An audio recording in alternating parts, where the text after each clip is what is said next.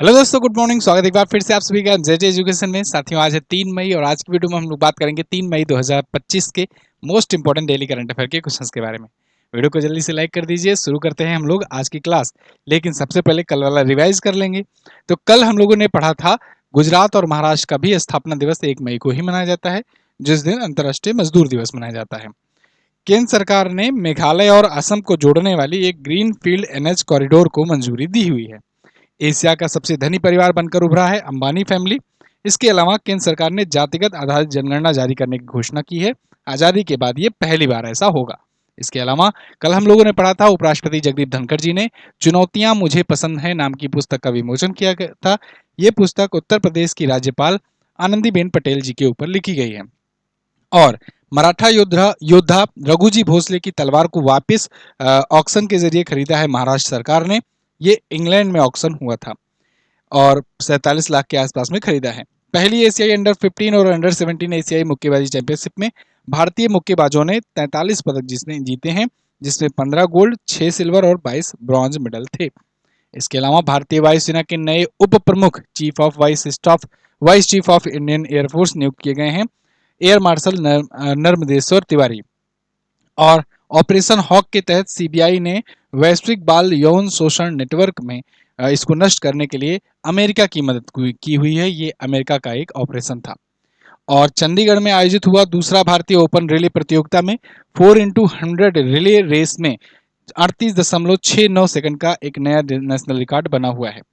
इसके अलावा उत्तरी सेना कमांड का कमांडर इन चीफ नियुक्त किया गया लेफ्टिनेंट जनरल प्रतीक शर्मा को।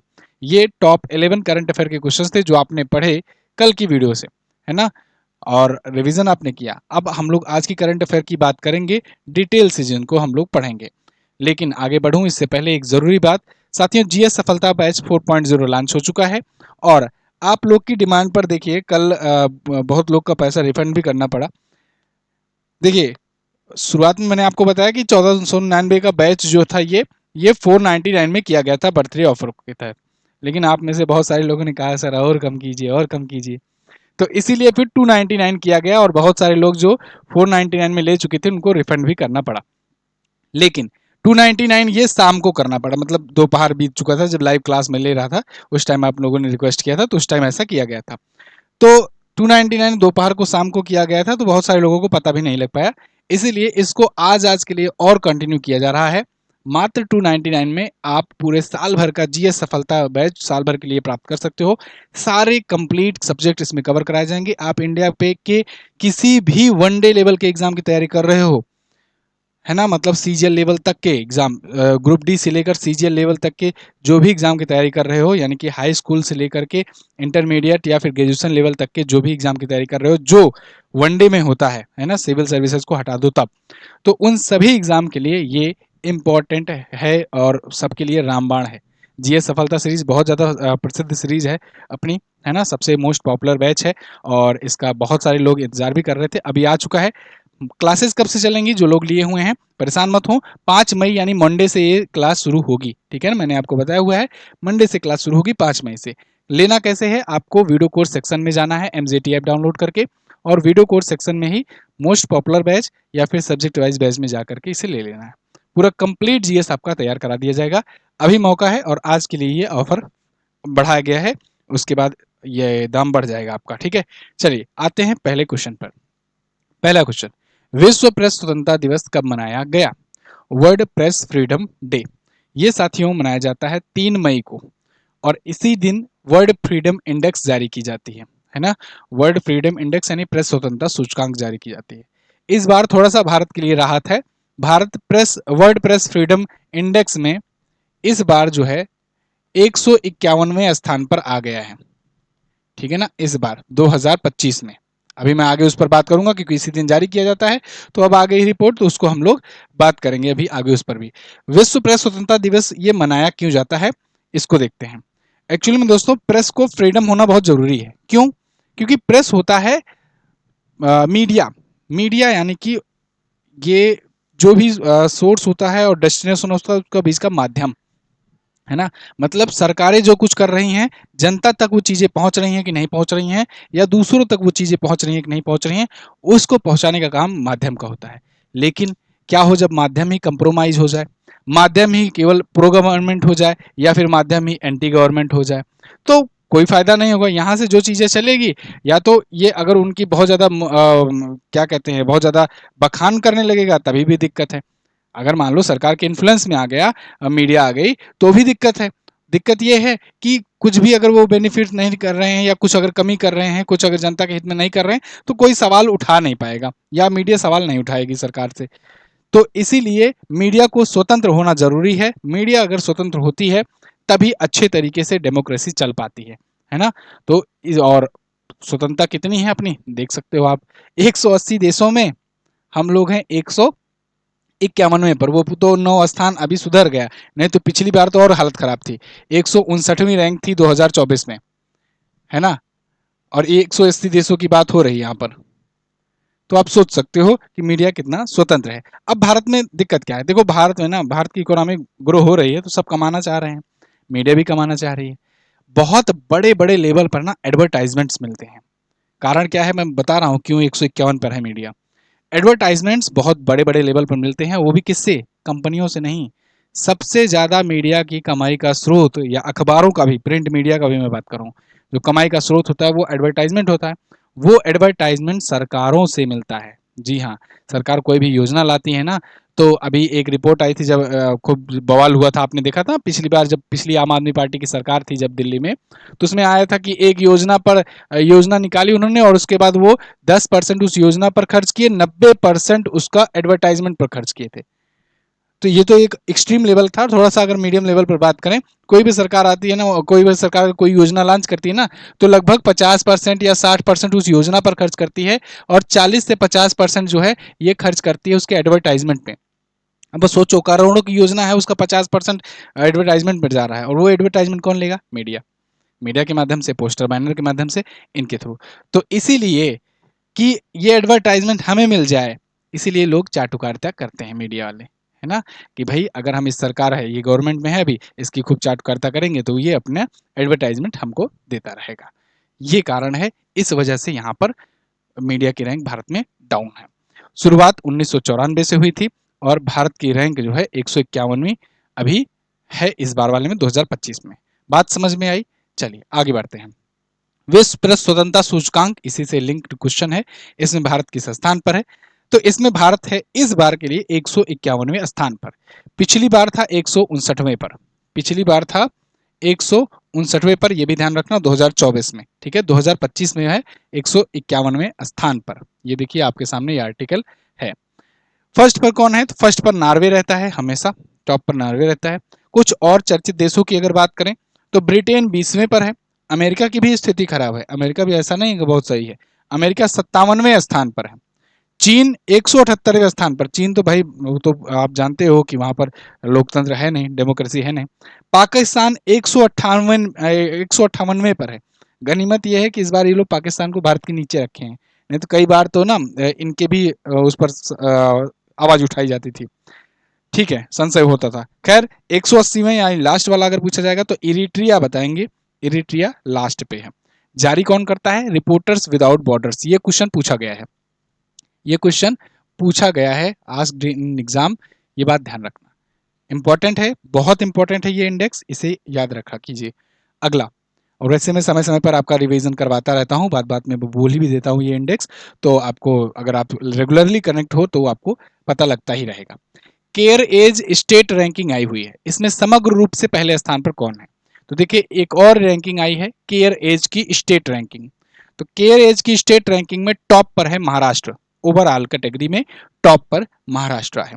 और छोटे राज्यों में अगर बात किया जाए तो उसमें गोवा है, छोटे राज्यों में, छोटे राज्यों में गोवा का स्थान आता है, ठीक है। तो यहां पर आप देख पाओगे बिजनेस स्टैंडर्ड का आर्टिकल है, Maharashtra leads in growth and governance, Gujarat and Karnataka follows. मतलब गुजरात और कर्नाटक जो है ये दूसरे और तीसरे स्थान पर है, टॉप पर महाराष्ट्र है। यहाँ पर टॉप 3 का नाम आपको लिस्ट दिया गया है।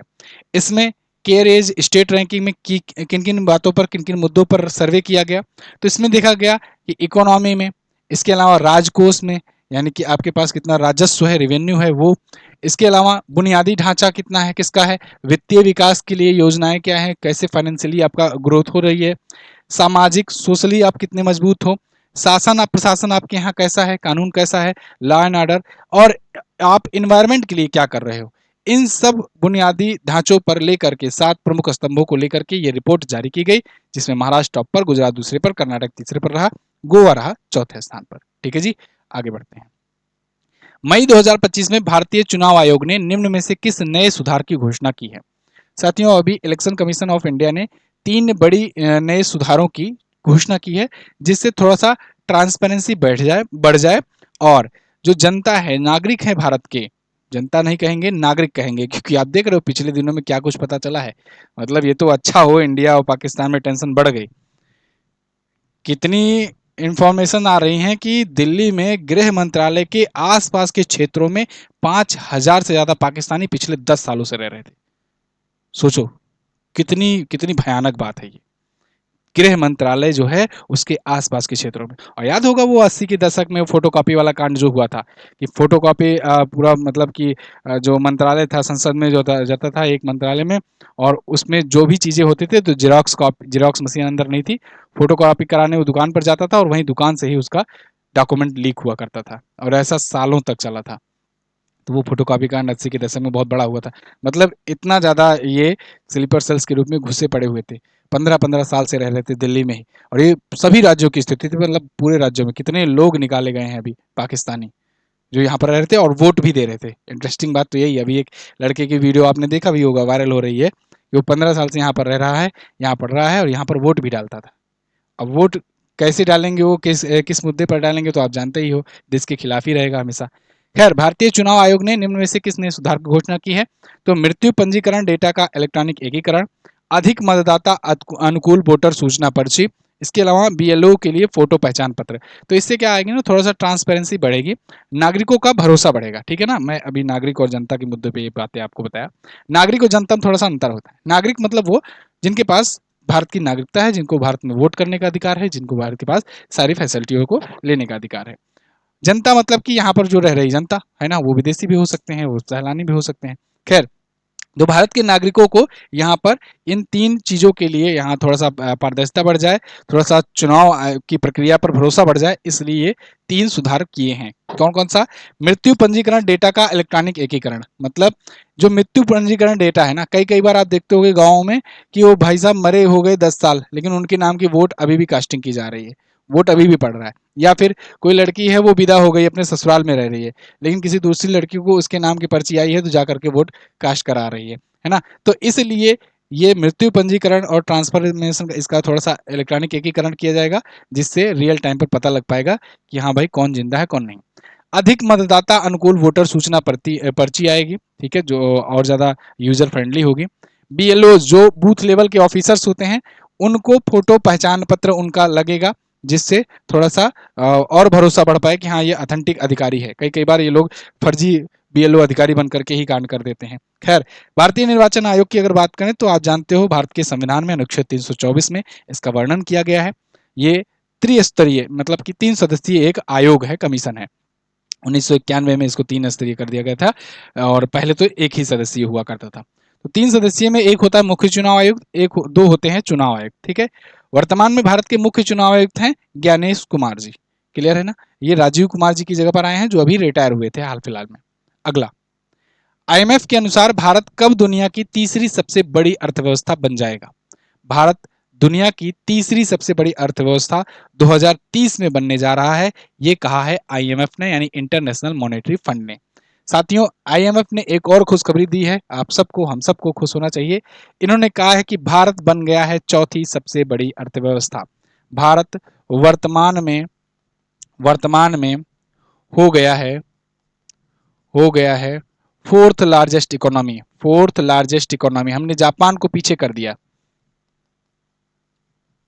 ठीक है, ये मैं लिख इसलिए रहा हूं क्योंकि बहुत बार मैं आपको पांचवी बता चुका हूं, और ये भी बता चुका हूं, बहुत क्लोज हैं हम लोग। तो अब से जो डाटा जाए आप चौथा मान करके चलिएगा, क्योंकि जापान अब हमसे पीछे हो गया आज। ठीक है ना, जापान पीछे गया। ठीक है, इसलिए मैं लिख दे रहा हूँ, आपके पास पीडीएफ भी जाएगी, तभी भी आप कंफर्म रहे। कई कई बार कुछ चीज़ें आपको डाटा आपके दिमाग में ऐसी बैठी रहती हैं कि आप डाउट करने लगते हो कि यहाँ पर गलत तो नहीं लिखा गया है ना। तो खैर, दुनिया की चौथी सबसे अर्थव्यवस्था बड़ी बन गया है भारत। कब? अप्रैल 2025 के वर्ल्ड इकोनॉमिक आउटलुक रिपोर्ट के अनुसार। ये रिपोर्ट आईएमएफ जारी करता है। तो भारत हो गया चौथा। यहां पर बात हो रही है तीसरा कब बनेगा, तो तीसरी सबसे बड़ी अर्थव्यवस्था 2030 तक बनेगा। याद होगा कि अभी कुछ साल पहले या कुछ महीना कहें ज्यादा सही रहेगा, तो कुछ महीने पहले आईएमएफ ही है कह रहा था 2028 27 28 तक भारत पहुंचेगा तीसरी अर्थव्यवस्था। अब कह रहे हैं 2030 तक पहुंचेगा। तो ये अपडेटेड डाटा है, ठीक है। अभी की स्थिति अगर देखें कि टॉप इकोनॉमीज कौन कौन है, तो टॉप पर सबसे विश्व की सबसे बड़ी अर्थव्यवस्था है अमेरिका 30.34 ट्रिलियन डॉलर इकोनॉमी के साथ। चीन की अर्थव्यवस्था है 19.5 ट्रिलियन डॉलर। तीसरे पर जर्मनी है अभी 4.92 ट्रिलियन डॉलर। और चौथे पर भारत है देखो 4.39 ट्रिलियन डॉलर। ये देखो गैप बहुत कम ही है ना। लेकिन अभी फिर भी भाई हम ग्रो कर रहे हैं तो ये भी तो ग्रो कर रहा होगा, इसीलिए इसे पिछाड़ते पिछाड़ते 2030 आ जाएगा। जापान जो है ये 4.27 ट्रिलियन डॉलर है और इसको हम लोगों ने देखो पीछे कर दिया है। क्लियर है? चलिए अगला बहुत इंपॉर्टेंट क्वेश्चन है। अच्छा, जीएस सफलता 4 बैच के बारे में थोड़ा सा आपको एक्स्ट्रा इन्फॉर्मेशन देना चाहूंगा। 12 महीनों की वैलिडिटी रहने वाली है। ई बुक आपको जो भी मंथली आएगी वो सब मिलती जाएगी, ठीक है ना। इन 12 महीनों तक उनको आप रेट कर सकते हो। और हाँ, हर एक क्लास की क्लास नोट्स मिलेगी, बिल्कुल बाकायदे जैसे जैसे मैं लिख करके पढ़ाऊंगा वो सारी क्लास नोट्स मिलेगी। तो आप अगर एक बार क्लास देख लोगे ना, एग्जाम टाइम पर आपको क्लास देखना ही नहीं पड़ेगा, आपको केवल वही पीडीएफ रिवाइज करना होगा सारी चीजें, क्योंकि वैसे क्लास के ही अनुसार मैं लिखूंगा। ऐसा नहीं कि मैं टाइप करवा कर या कॉपी पेस्ट करवा करके आपको नोट्स दे दूंगा, ऐसा नहीं होगा। आपको जो क्लास में जैसे पढ़ाया जा रहा होगा, जैसे चीजें लिखी जा रही होंगी, उसी प्रकार से नोट्स दी जाएगी और पूरा डिटेल में आप अच्छे से पढ़ पाओगे। हैंड रिटन नोट्स होगा वो, तो इससे थोड़ा सा हैंड रिटन नोट्स का अलग ही माहौल रहता है ना। तो ये सारे सब्जेक्ट्स आपको मिलेंगे और हर एग्जाम के लिए है अवेलेबल। और आप जानते हो कि आज के लिए आपको 299 में और मिल रहा है, कल से इसके प्राइजेस बढ़ने वाले हैं। चलिए, जिनको जिनको लेना है वो व्हाट्सएप कर सकते हैं। देखो व्हाट्सएप का नंबर है, अगर मान लो कोई डाउट है एप्लीकेशन में नहीं ले पा रहे हो तो व्हाट्सएप भी कर सकते हो। व्हाट्सएप है 7235939467। इस नंबर पर आप व्हाट्सएप कर सकते हो और जिससे आपको इन्फॉर्मेशन वहां पर दे दी जाएगी कैसे लेना है। Chief of integrated defence staff ये किसे नियुक्त किया गया है? Chief of integrated defence staff, chief of defence staff नहीं, ध्यान रखना। चीफ ऑफ डिफेंस स्टाफ है जनरल अनिल चौहान जी, लेकिन chief of integrated defence staff अभी हाल ही में नियुक्त किया गया है किसे? आशुतोष दीक्षित जी को। आशुतोष दीक्षित जी को अभी एक्चुअली में 1 मई को ना कई महत्वपूर्ण पदों में बदलाव हुआ है। जैसे कई नेतृत्व में थल सेना और वायुसेना के, दो तो मैंने कल आपको बता दिया था, एक मैं आज आपको बता रहा हूँ। ये दोनों कल मैंने आपको बता दिया था ना कि एयर मार्शल तेजिंदर सिंह ये भारतीय वायुसेना के प्रशिक्षण कमान संभाले हुए हैं। इसके अलावा लेफ्टिनेंट जनरल प्रतीक शर्मा भारतीय थल सेना की नॉर्दर्न कमान संभाले हुए हैं, है ना। तो ये अब आज एयर मार्शल आशुतोष दीक्षित को जानिए, ये chief of integrated defence staff भी नियुक्त किए गए हैं। क्लियर? अगला, आईएमएफ के द्वारा जारी ऋण से जीडीपी रेशियो। देखो आज बहुत देखो जो लोग बैंकिंग वगैरह की तैयारी कर रहे हो ना, उनके लिए बहुत अच्छे अच्छे क्वेश्चन आए हैं आज की वीडियो में। बैंकिंग एग्जाम के लिए तो बहुत इंपॉर्टेंट है, देखो सब इकोनॉमी से रिलेटेड है। आईएमएफ द्वारा जारी ऋण से जीडीपी अनुपात यानी कि लोन टू जीडीपी रेशियो, इस मामले में शीर्ष पर कौन है? अब लोन टू जीडीपी रेशियो क्या है इसको पहले समझ लो। देखो आपका जैसे अभी मैं बात कर रहा था सबसे बड़ी इकोनॉमी ना, तो एक्चुअली में वो हम इकोनॉमी में जीडीपी की बात कर रहे थे कि कितनी किसकी जीडीपी है। तो भारत की जीडीपी जैसे हम लोगों ने बात की कि इंडिया की जीडीपी कितनी है? 4.39 ट्रिलियन, है ना, 4.39 ट्रिलियन डॉलर। तो अब ये 4.39 ट्रिलियन डॉलर की तो अपनी जीडीपी हो गई, लेकिन इस जीडीपी पर कोई भी देश होता है उसके पास कुछ लोन भी होते हैं, कुछ वो लोन लिया रहता है, चाहे वर्ल्ड बैंक से, चाहे आईएमएफ से, चाहे किसी देश से, या फिर कहीं से भी लोन लिया रहता है। तो जीडीपी का कितना प्रतिशत उसका लोन है या उसका रेशियो क्या है, यही बताता है लोन टू जीडीपी रेशियो, है ना। फॉर एग्जाम्पल अब इसको परसेंटेज में निकालते हैं। फॉर एग्जाम्पल अगर इंडिया की बात करें तो इंडिया के पास अभी आज के टाइम पर 80% है loan to GDP ratio. Loan to GDP ratio LGR कह सकते हो शॉर्ट फॉर्म में। तो 80% है, यानी कि भारत की अगर इकोनॉमी इतनी है तो इसका 80% निकाल दो तो इतना अपने पास लोन भी है अपने ऊपर, है ना। चलिए, अब इसलिए आप देखते हो कि कभी कभी विपक्ष मुद्दा उठाता है कि भाई इतना लोन बढ़ता चला जा रहा है। खैर, GDP loan to GDP ratio में पूछा है कि शीर्ष पर कौन है, तो टॉप पर है साथियों सूडान। सूडान आप जानते हो एक देश है, अफ्रीकी देश है, ये टॉप पर है। और इसके पास सबसे, अब ऐसा नहीं है कि जिसका जीडीपी बहुत ज्यादा होगा उसके पास लोन नहीं होगा, ऐसा जरूरी नहीं है। बहुत सारे देश जो हैं वो बहुत बड़ी इकोनॉमी है, लेकिन फिर भी उनके पास लोन भी बहुत ज़्यादा है। खैर, सूडान की अगर बात करें तो सूडान 252% का लोन टू जीडीपी रेशियो लेकर चलता है। मतलब जितना उनकी जीडीपी है उसका 2.5 गुना ज़्यादा ऊपर इनका वो है loan to GDP ratio. Second पर जापान है 234.9%। थर्ड पर सिंगापुर है। देख रहे हो, ये सब टॉप इकोनॉमीज हैं। जापान तो अभी हम लोग जापान को पीछे किए हैं, लेकिन फिर भी देखो इसके पास कितना डेप्थ है। सिंगापुर 174.9% है। अमेरिका भी पीछे नहीं है। अमेरिका 122.5% इसका है लोन टू जीडीपी रेशियो। मतलब इसके पास भी बहुत तगड़ा लोन है। चीन के पास भी 96% है। चीन ओवरऑल 21वें स्थान पर है इस पायदान पे। यहाँ पर 8वें पायदान पर है अमेरिका। भारत की रैंक 31वीं है और भारत के ऊपर 80% लोन टू जीडीपी रेशियो है। ठीक है, चलिए अब आईएमएफ की फिस्कल मॉनिटर रिपोर्ट के द्वारा ये जारी किया गया है। सूडान इसमें टॉप पर है। ठीक है, समझ में आ रही बात। अगला, प्रीमियर लीग सीजन 2024-25 का खिताब किसने जीता है? प्रीमियर लीग ये फुटबॉल का होता है क्लब टूर्नामेंट, और इसको जीत लिया है लिवरपूल ने। लिवरपूल ने अभी हाल ही में ये जीता हुआ है। इसमें पॉइंट सिस्टम होता है ना, पॉइंट रैंकिंग सिस्टम। इसमें ऐसा नहीं होता कि फाइनल इन दोनों के बीच में हुआ। इसमें रेटिंग दिखी जाती है, जिसका रेटिंग सबसे ज़्यादा ओवरऑल निकल करके आता है उसको विजेता घोषित कर दिया जाता है। जैसे जैसे लिवरपूल लिवरपूल जो है ये 34 मैच खेला, उसमें 82 अंक टोटल गेन किए। 82 अंक के साथ ये टॉप पर रहा। और आर्सेनल जो था ये 67 अंक के साथ दूसरे स्थान पर रहा। ठीक है, तो लिवरपूल 20वां टॉप डिवीजन खिताब अपना जीता है, मैनचेस्टर यूनाइटेड के बराबर आ गया है। तो इस बार का ये जीता लिवरपूल। अगला, 2 मई 2025 को भारतीय वायुसेना ने किस एक्सप्रेसवे पर लड़ाकू विमानों की इमरजेंसी लैंडिंग का परीक्षण किया? Very very most important question. साथियों, हम लोगों ने एक्सप्रेस वेज ऐसे बनाए हैं जिससे अगर मान लो इमरजेंसी सिचुएशन में अपने एयरक्राफ्ट्स को, अपने फाइटर प्लेन को इमरजेंसी लैंडिंग करानी हो तो वहां पर कराई जा सके। ऐसा क्यों किया गया है? एक्चुअल में क्या हुआ था ना, 1965-66 की जंग में हुआ था कि पाकिस्तान ने ना बहुत सारे एयर बेसिस पर अटैक कर दिया था और एयर बेसिस जो है उनको तबाह कर दिए थे। तो जिससे यहाँ की जो फाइटर प्लेन है वो टेक ऑफ ही ना कर पाए, क्योंकि रनवे ही नहीं रहेगा। तो उन्होंने रनवे पर डायरेक्ट अटैक किया था। ये एक सोची समझी साजिश थी। शायद अमेरिका ज्ञान दिया होगा या कोई ज्ञान दिया होगा इसको बेवकूफ को। लेकिन खैर, तो उस टाइम ये हुआ था। अमेरिका उस टाइम खुला सपोर्ट करता था पाकिस्तान पर, है ना। तो ऐसी स्थिति दोबारा ना आए, तो इसलिए भारत ने तैयारियां उसी टाइम से शुरू कर दी थी, क्योंकि बहुत प्रॉब्लम। आप इस पर एक मूवी बनी है भुज, उसको देखिएगा, उसमें भी इसके बारे में दिखाया गया है। खैर, उसके बाद भारत ने क्या किया, एक तो एयर बेसिस बहुत जगह बनाए, बहुत अच्छे से बनाए, एयर स्ट्रिप बहुत जगह बनाए। उसके अलावा भारत ने एक्सप्रेस वेज को भी इस लेवल पर तैयार किया कि एक्सप्रेस वेज में भी बीच बीच में ऐसी एयर स्ट्रिप बनाई जाए, 3 किलोमीटर, 4 किलोमीटर की, 5 किलोमीटर की, जिससे इमरजेंसी के दौरान अगर मान लो एयर बेसिस कुछ गड़बड़ हो जाए तो यहाँ पर टेक ऑफ और लैंडिंग कराई जा सके फाइटर प्लेन्स की, या फिर जो परिवहन विमान होते हैं उनकी। कि मतलब अगर मान लो बहुत हैवी मिलिट्री को ला करके यहाँ रखना है, उतारना है, या यहाँ से ले जाना है, तो एक साथ यहाँ से उड़ान भरी जा सके। जैसे फॉर एग्जाम्पल मैं आपको बताऊं, अभी यहाँ शाहजहांपुर है ना। आप जानते हो हर तीसरे चौथे जिले में आपको एक मिलिट्री का कमान दिख जाएगा, और या कैंप दिख जाएगा, मिलिट्री कैंप दिख जाएगा, तो कैंट एरिया दिखेगा।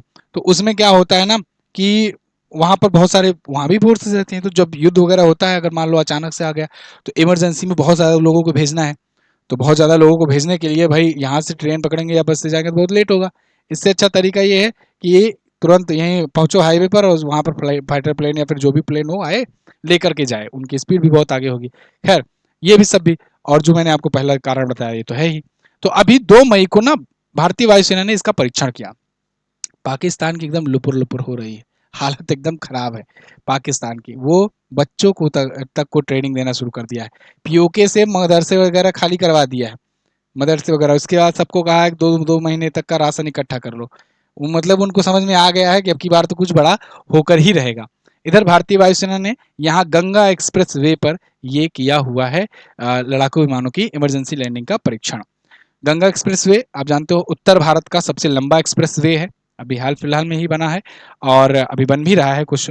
ठीक है, पीएम मोदी ने उद्घाटन किया था शाहजहांपुर में, उत्तर प्रदेश के शाहजहांपुर में इसका उद्घाटन हुआ था। ये मेरठ से प्रयागराज को जोड़ती है। ठीक है, और 594 किलोमीटर का है। अब देखो, उत्तर प्रदेश में ना बहुत सारे एक्सप्रेस वेज हैं, मैं आपको वीडियोज वगैरह में बता चुका हूँ, 13 के आसपास में एक्सप्रेस वेज पर काम चल रहा है। 6-7 तो बन भी गए हैं। एक ऐसे पूर्वांचल एक्सप्रेस वे है, तो पूर्वांचल एक्सप्रेस वे जो है जो लखनऊ को गाजीपुर से गाजीपुर से जोड़ती है, और बीच में ही पड़ता है सुल्तानपुर, हमारा भी जिला। और हमारे जिले में वहीं पर एक जगह है कूड़ेभार, है ना, काफ़ी नज़दीक है हम लोग के घर से। तो मुझे याद है उद्घाटन हुआ था, तो वहाँ पर भी एयर स्ट्रिप बनाई गई है ना, तो वहाँ पर पीएम मोदी आए थे और उद्घाटन करने। तो हो सकता है अगला परीक्षण वहाँ पर भी हो जाए, है ना, उस एक्सप्रेस वे पर। अभी ये हुआ है जो ये शाहजहांपुर में हुआ है, ये 3.5 किलोमीटर की लंबी हवाई पट्टी पर हुआ है शाहजहांपुर उत्तर प्रदेश में 2 मई को। ठीक है, तो ये बाकी मैं आपको डिटेल बता दिया। अगर आपको गंगा एक्सप्रेसवे के बारे में पूछा जाएगा तो आप ये बताना, उत्तर भारत का सबसे लंबा एक्सप्रेसवे। इसके अलावा मेरठ से प्रयागराज को जोड़ता है, 12 जिले आते हैं, 594 किलोमीटर दूरी है। उद्घाटन शाहजहांपुर में ही किया गया था। अगला, दिल्ली के सीएम रेखा गुप्ता ने अंतिम मील कनेक्टिविटी के लिए किस योजना के तहत 400 ई बसेस को मंजूरी दी है? तो दिल्ली की सीएम रेखा गुप्ता ने एक देवी नाम से पहल शुरू की है। देवी पहल, देवी पहल जो है ना, ये दिल्ली में बसेस को, ई बसेस को बढ़ावा देने के लिए है। ई बसेस से यानी इलेक्ट्रॉनिक बसेस से फायदा ये होगा कि एक तो कार्बन एमिशन नहीं होगा, तो प्रदूषण नहीं होगा, और ज़्यादा से ज़्यादा अगर पब्लिक ट्रांसपोर्ट रहेंगे तो लोग पर्सनल व्हीकल्स कम यूज करेंगे। पर्सनल व्हीकल्स अगर कम यूज करेंगे तो भी प्रदूषण पर कंट्रोल होगा। आप जानते हो दिल्ली बहुत ज़्यादा पॉल्यूटेड है। खैर, तो ये जो है ये इलेक्ट्रिक व्हीकल्स के लिए इलेक्ट्रिक बसेज है, इलेक्ट्रिक बसेस की जो पहल है देवी नाम का, सीएम रेखा गुप्ता ने इसको हरी झंडी दिखाई है। इसका फुल फॉर्म भी होता है, फुल फॉर्म है दिल्ली इलेक्ट्रिक व्हीकल इंटरकनेक्टर सर्विस। ठीक है, देवी, तो देवी सर्विस ये शुरू की गई है और इसके तहत 400 ई बसेस को अभी हरी झंडी दिखाई गई है। तो ये थे साथियों आज के दिन के top 10 current affair question. GS सफलता बैच में आप लोग एडमिशन ले सकते हैं एमजेटी ऐप पर जा करके। लास्ट डे के क्वेश्चंस की बात करें जो मैंने कल पूछा था आपसे कि भारतीय संविधान के कौन सी अनुसूची में कितनी भाषाओं का वर्णन किया गया है? तो 8वीं अनुसूची में 22 भाषाओं का वर्णन किया गया है। जब मूल संविधान अगर पूछा जाए यहीं पर भारतीय मूल संविधान में कितनी भाषाओं का उल्लेख था, तो आप बताना 14 भाषाओं का उल्लेख था। ठीक है, 2024-25 में सर्वाधिक सैन्य खर्च करने वाले देशों की वैश्विक सूची में टॉप पर कौन है? तो अमेरिका है। आज आपको क्या बताना है, भारत में नियमित जनगणना की शुरुआत कब हुई, किसके टाइम पीरियड पे हुई? कमेंट करके बताइए, अच्छा क्वेश्चन है, इंपॉर्टेंट क्वेश्चन है। बॉम्बे प्रांत से महाराष्ट्र और गुजरात कब अलग हुए? ये भी बताइए, अच्छा क्वेश्चन है। तो दोनों क्वेश्चन के बारे में जो भी पता होगा डिटेल से जरूर आंसर कीजिएगा। मैं मिलूंगा साथियों आपको अगली वीडियो में, तब तक के लिए नमस्कार, जय हिंद, वंदे मातरम।